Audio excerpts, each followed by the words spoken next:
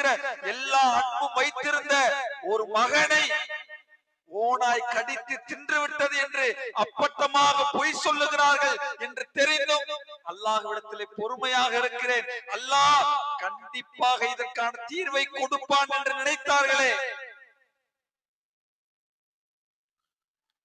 சகோதரர்களை, எத்தனை ஒரு வருடம் அல்ல, ஒரு பிள்ளை போய் மரணிச்சிருச்சுன்னா கூட அது ஒரு கணக்கு.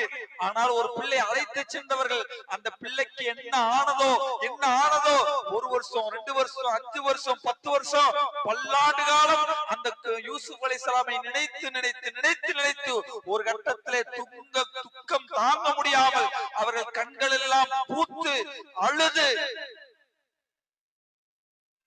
அவர்கள் சகோதரர்கள் கேட்டார்கள், எங்கள் தந்தையே நீண்ட காலத்துக்கு பிறகு கேட்டார்கள், யூசுஃபை நினைத்து உங்களையே நீங்கள் அழித்துக் கொள்வீர்கள் போலும். அத்தனை ஆண்டு காலம் தன் மகனை நபி யூசுப் அலைஹிஸ்ஸலாம் அவர்களை யாக்கூப் அலைஹிஸ்ஸலாம் அவர்கள் பிரிந்தார்கள். சோதனை எப்படிப்பட்ட சாதாரண சோதனை அல்ல சகோதரிகளே. குடும்பத்திலே இன்றைக்கு எத்தனையோ பிரச்சனைகள் மகள் மூலமாக, மகன் மூலமாக, திருமணத்தின் விவாதத்தின் மூலமாக, பிள்ளைகளின் மூலமாக எத்தனையோ பிரச்சனைகள் இருக்கட்டும்.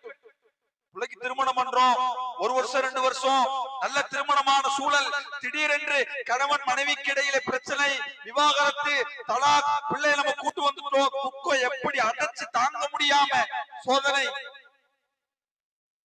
குடும்பத்துல பிள்ளைய ஆசையாக வளர்க்கிறோம், நல்லா படிக்க வைக்கிறோம், இன்னொரு பெண்ணை திருமணம் பண்ணிட்டு போயிட்டா, தாய் தகப்பனை விட்டுட்டா, சோதனை எவ்வளவு பெரிய தாங்க முடியாத சோதனை. மனைவி சரியில்லை, கணவன் சரியில்லை, பிள்ளை சரியில்லை, சோதனை, குடும்பத்திலே சோதனை.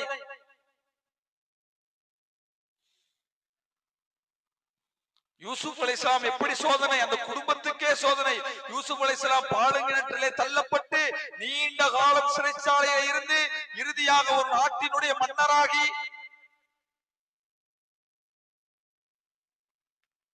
சிறைச்சாலையிலே தள்ளப்பட்ட பொழுது யூசுப் அலைஹிஸ்ஸலாம் அவர்கள் என்ன நினைத்திருப்பார்கள்? அல்லாஹ் என்ன கேவலப்படுத்திட்டியே, அசிங்கப்படுத்திட்டியே அப்படி சொன்னாங்களா? அப்படி சொன்னதாக வரலாற்றை அல்லாஹ் சொல்லுகிறானா? அந்த சிறைச்சாலையில் கூட தன் அருகில் இருந்த 2 சிறை தோழர்களுக்கு அல்லாஹ்வை பற்றி அறிமுகப்படுத்தி அவர்கள் தாவா செய்தார்கள், இஸ்லாத்தை நோக்கி அவர்களை அழைத்தார்கள். அல்லாஹ் குர்ஆனில் இந்த வரலாற்றை சொல்லுகிறான். அந்த சோதனையிலும் கூட அத்தாவை பிரிஞ்சு, சகோதரர்களை பிரிஞ்சு, தம்பியை பிரிஞ்சு நீண்ட காலம் ஒரு நாட்டிலிருந்து இன்னொரு நாட்டுக்கு சென்று